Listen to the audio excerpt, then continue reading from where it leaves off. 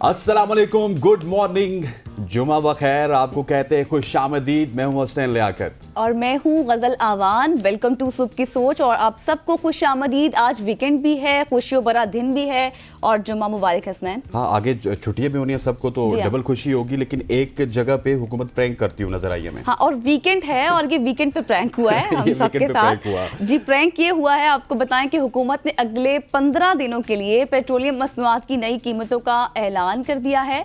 और पेट्रोल की जो फी लीटर कीमत होगी ₹1.35, जबकि हाई स्पीड डीजल की फी लीटर कीमत जो है वो ₹3.85 इजाफा कर दिया गया है। आपके लिए तो बहुत बुरी खबर है और पूरे पाकिस्तान में हम सब के लिए। और दूसरी जानिब आपको ये भी बताएं कि लाइट डीजल ऑयल की फी लीटर कीमत में ₹2.61, जबकि मिट्टी के तेल की फी लीटर कीमत में ₹1.48 की कमी की गई है। और पेट्रोल की नई कीमत जो अब हो गई है जी वो ₹248.38, और जो हाई स्पीड डीजल की नई कीमत हो गई है वो ₹255.14 फी लीटर हो गई है। तो ये आज वीकेंड है और वीकेंड में हम सबके साथ प्रैंक हो गया है।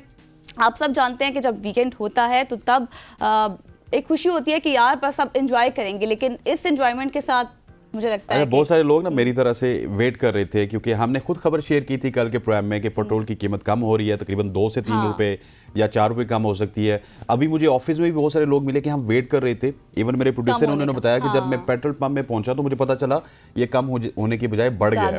और अक्सर हमने पिछले दिनों भी देखा था गजल के प्राइम मिनिस्टर साहब ने एक समरी पेश की थी आज से 6 महीने पहले कि पेट्रोल की कीमत वो कम कर रहे हैं, लेकिन दूसरी जानिब से कोई और समरी आई थी। और फिर लोग भी यही कहते हैं कि बढ़ा इतनी ज्यादा देते हैं और फिर कम सिर्फ 2 रुपए 3 रुपए की जाती है, तो ये इस वजह से। लेकिन अब सूरत हाल इस तरह की है कि मिट्टी का जो तेल है उसकी फी लीटर नई कीमत जो है वो ₹161.54 हो गई है। और नई कीमतों का इत्तलाक यकीन नवंबर से 15 नवंबर तक होगा, यानी कि आज से हो चुका है। और ओगरा ने नई कीमतों का बाकायदा अब नोटिफिकेशन भी जारी कर दिया है। बिल्कुल, सुबह सुबह खबर शेयर करने का मकसद ये है कि उठ जाइए और जिन लोगों ने हमारी तरफ पेट्रोल नहीं डलवाया था आप जाके डलवा लीजिए, क्योंकि महंगा हो गया है।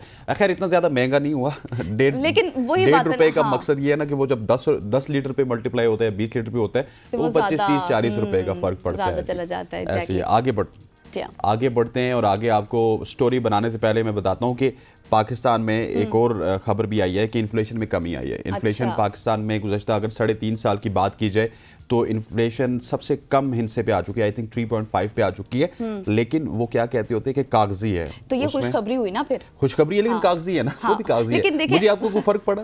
फर्क नहीं पड़ा, लेकिन एक मतलब आप ये कहते हैं कि बस खुशखबरी है, आप मतलब ऐसे ही ले लें, लेकिन ले लें।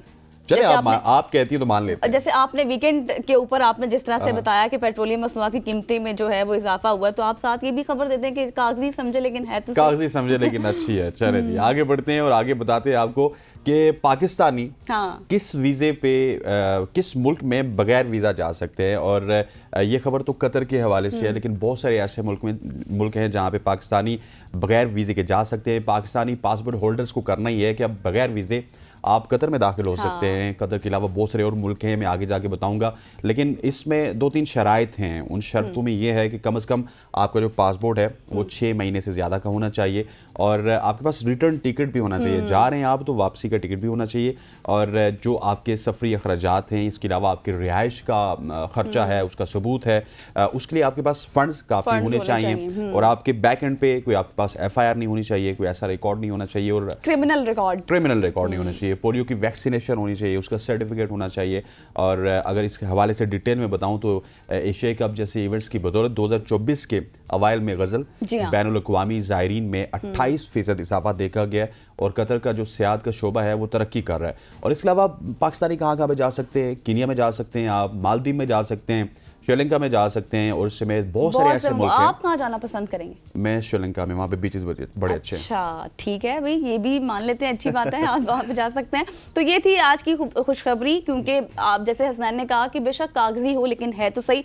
तो आज जैसे खुशियों भरा दिन है, इसके साथ मैं आपके साथ एक और खुशखबरी शेयर करूंगी। इससे पहले कि आप खुशखबरी शेयर करें, मैं आपको बताऊं कि प्राइम मिनिस्टर भी इस वक्त कतर के दौरे में। जी हाँ, ये और वहाँ पे अमीर कतर से मिले, अमीर कतर ने उनको प्रोटोकॉल भी दिया। और बड़ा अच्छा लगता है जब आपके प्राइम मिनिस्टर को ना कोई दूसरी स्टेट का प्राइम मिनिस्टर या अमीर हाँ, प्रोटोकॉल और देता है। इससे अगर थोड़ा सा देखा जाए तो आपको पता है कि हमारे मुल्क में सरमायाकारी के हवाले से जो बातें हो रही है कि बहुत ज्यादा होगी, और जैसे मिनिस्टर्स आ रहे हैं, ये भी एक खुशहाल बात है, कह सकते हैं। जी हाँ, तो एक और खुशखबरी है जी कि पाकिस्तानी पासपोर्ट का इंतजार करने वालों के लिए, अपने पासपोर्ट के मुंतजिर पाकिस्तानियों के लिए रिलीफ दे दिया गया है।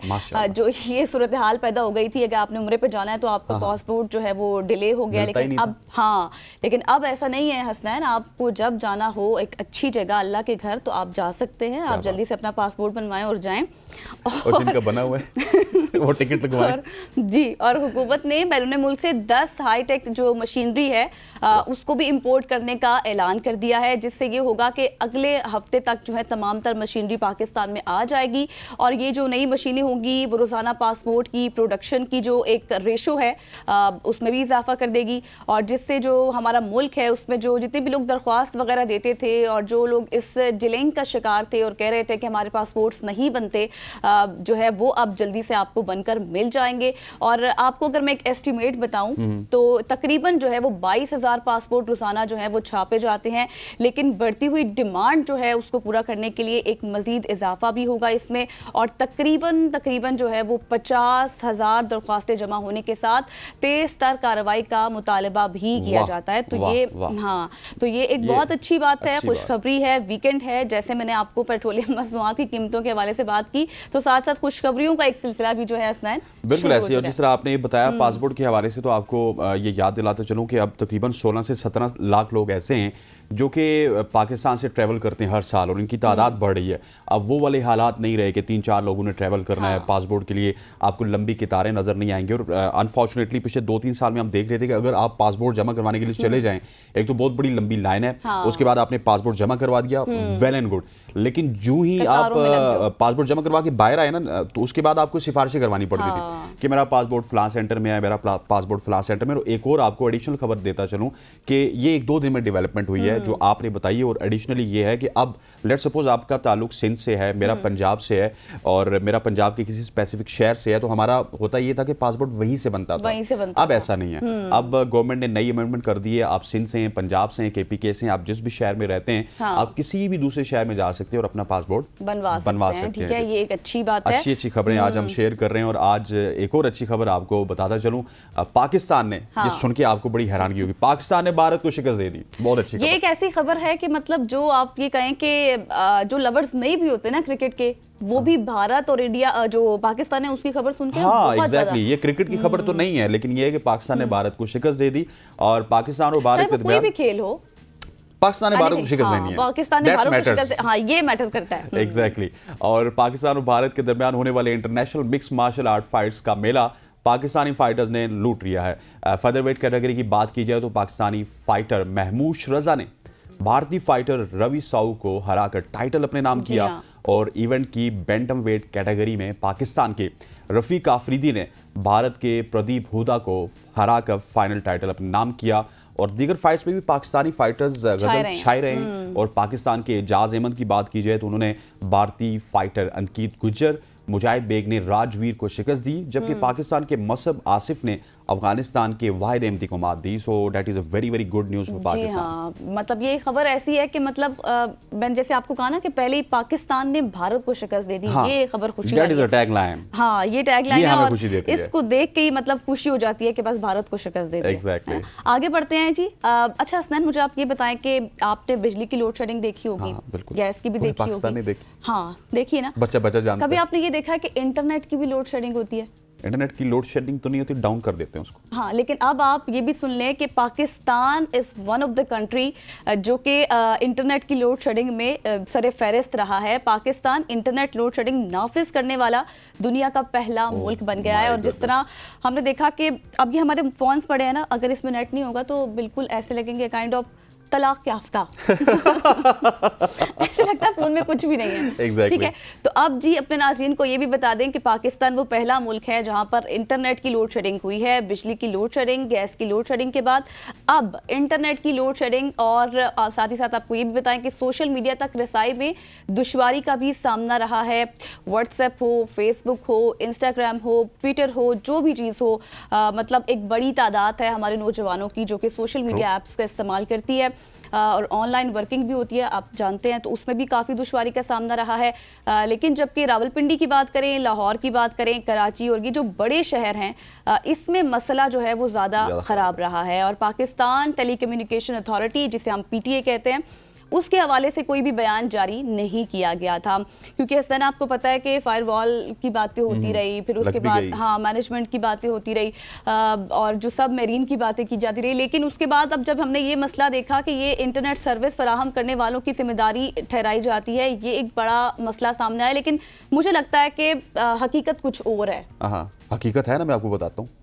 शार्क आके वो केबल खा जाती है। शार्क, अच्छा मैं ना पढ़ रही थी सोशल मीडिया पर, एक बहुत से मीम्स थे, उसमें लिखा हुआ था कि यार वेलकम टू पुराना Pakistan when there is no internet no electricity, इस तरह के मीम्स लोग। हाँ, ये जो आपने बात की बहुत बड़ी बात है, क्योंकि हमारी गवर्नमेंट ये सोच रही है कि अगर इंटरनेट नहीं होगा तो क्या होगा। लेट सपोज आपका मोबाइल बंद है, मेरा मोबाइल बंद है, हम बैठ के गपशप करेंगे, हमारे दरमियान इंटरेक्शन बढ़ेगा, सोशल एक्टिविटीज बढ़ेंगी। हम जब अपने घर जाएंगे अपने वालिदैन को टाइम देंगे, अपने बच्चों को टाइम देंगे, अपनी बीवी को टाइम देंगे।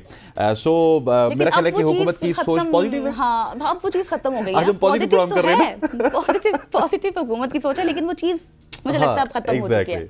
एग्जैक्टली जी, ऐसे ही है। और अब देखते हैं कि इंटरनेट की लोड शेडिंग का बाकायदगी से जो आगाज हो चुका है, क्योंकि पहले ये गैर अनाउंस था, अब इसको अनाउंस भी किया गया। इस हवाले से उम्मीद है कि अब आगे नहीं होगा, लेकिन बड़े सिटीज में होता है। मैं अक्सर जब इस्लामाबाद से अपने गांव में जाता हूं तो वहां पे इंटरनेट चल रहा होता है। इस्लामाबाद में आपको VPN लगाना पड़ता है। वही बात की ना, जैसे बड़े शहर हैं कराची, इस्लामाबाद, रावलपिंडी, लाहौर, तो यहाँ पर ज्यादा मुश्किलात का सामना बिल्कुल ऐसे ही जी। आगे चलते हैं, आगे चल के अब हम बात करते हैं कबूतर को। आप जानती हैं? कबूतर को जानती हूँ, उसकी खुसूसियात को जानती हूँ। वाह वाह। और कबूतर मुझे वैसे ही बहुत पसंद है। अच्छा, आपको कबूतर पसंद है। मैं आपको उनकी खुसूसियात बताने से पहले ये भी बताता चलूँ कि कबूतर किसी ज़माने में बड़े वफादार समझे जाते थे।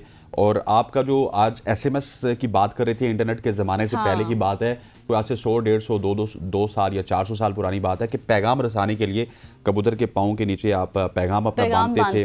उसको बताते थे कि ये कैमरे के पीछे अहमद साहब हैं, उनके साथ जाके आप पैगाम रसानी करें। वहाँ से एक कबूतर आता था और ये ज़बरदस्त यादाश्त इसकी बड़ी अच्छी है। और इस तरह की बहुत सारी चीज़ें थी जो कबूतर में थी। लेकिन अभी हम आपको सोशल मीडिया पे एक वीडियो बताते हैं जो कि वायरल हुई है, और ये दिल को छू लेने वाली इस वजह से भी है गज़ल कि इसमें कबूतर अपनी प्यास बुझाने के लिए हाईटेक जमजम के पानी के नल से पानी इस्तेमाल करते हुए दिखाई दिया है। और इंतहाई खूबसूरत ये सीन है। ये माए जमजम की जगह है जिसको पीना हम सब बायसे सवाब और एजाज समझते हैं। और सोशल मीडिया पे इस वक्त ये वीडियो वायरल है। अच्छा, ये वीडियो देख के ना मुझे भी बड़ी खुशी हुई, और मतलब मुझे देखने का दिल किया, इतनी अट्रैक्टिव ये वीडियो थी।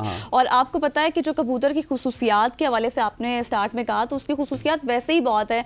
लोग उसको बहुत से मर्ज में भी इस्तेमाल करते हैं। उसकी यखनी जो है वो काफ़ी मुफीद होती है, उसका गोश्त काफ़ी बुजुर्ग लोग जो है वो उसको इस्तेमाल करते हैं, उसको पीते हैं। और उसके अलावा भी मतलब अगर प्यार मोहब्बत की बात की जाए तो उसमें भी कबूतर जो है वो अपने साथी कबूतर को ही प्रेफर करता है, अगर कभी कहीं वो उड़ जाए तो। जी हाँ, आगे बढ़ते हैं जी कि गूगल पर पूरी दुनिया की दौलत से भी ज़्यादा का जुर्माना आयद कर दिया गया है। ये काफ़ी हैरान कुन बात है।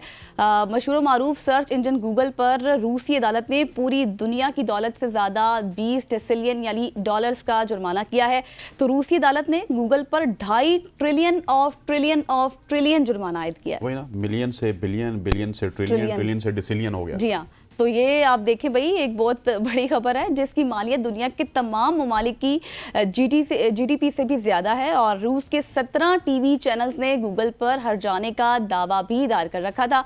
और अगर 2020 की बात करूं तो गूगल के ज़ेर मलकियत वीडियो शेयरिंग प्लेटफॉर्म यूट्यूब ने अमरीकी पाबंदियां आयद किए जाने के बाद रूसी चैनल को बैन कर दिया था। काफ़ी हैरानकुन बात है। गूगल जो कि हमारा मतलब हर चीज़ के लिए हम ये कहेंगे हर चीज सर्च ही हमें गूगल पर करनी है, और उसके ऊपर माई बात है गूगल। हाँ, मतलब ये आप सोच सकते थे कि उसके ऊपर भी कोई जुर्माना आयद कर सकता है। वो क्या कहते हैं, हरजाना तो आपको पता है ट्रिलियंस के आपने डिसिलियन की एक नई फॉर्म हमें बता दी है। अब देखते हैं कि उसके ऊपर गूगल का क्या मौकफ होगा। अभी तक वो हरजाने की गूगल अब क्या करता है, क्या उसका रद्द-ए-अमल सामने आता है। आगे बढ़ते हैं जी, अगली स्टोरी जल्दी से आपसे शेयर करते हैं।